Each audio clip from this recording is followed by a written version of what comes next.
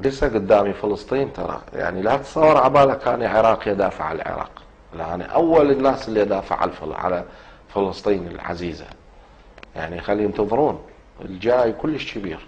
أنا ما ناسي فلسطين ترى، أنا مواطن حفيدي صلاح الدين الأيوبي اللي حرر فلسطين، فما أسكت إلا الله يأخذ أمانته يلا أسكت.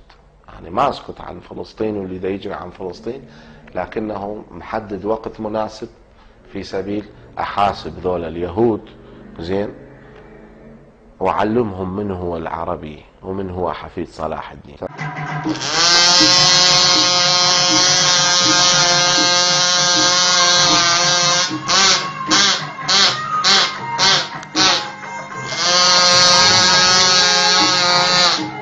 في المسجد الأقصى هذا من يقدر كلنا ندنق له راس، فأنا ما أقبل أحد يمس المواطن ويمس فلسطين العزيزة على كل قلب كل إنسان عربي ومسلم وشريف.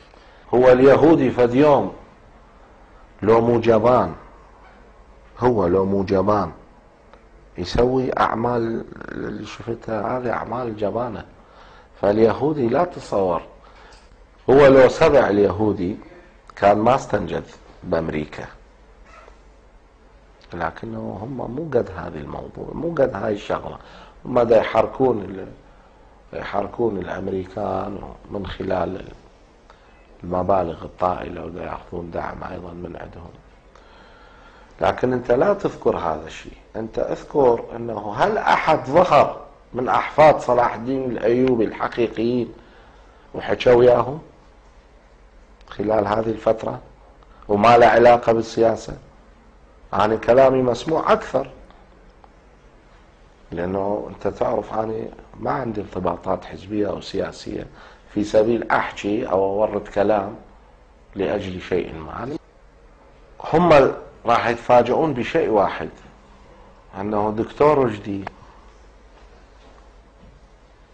إذا ظهر ونادى بنداء واحد سيجتمع العرب كلهم عليه.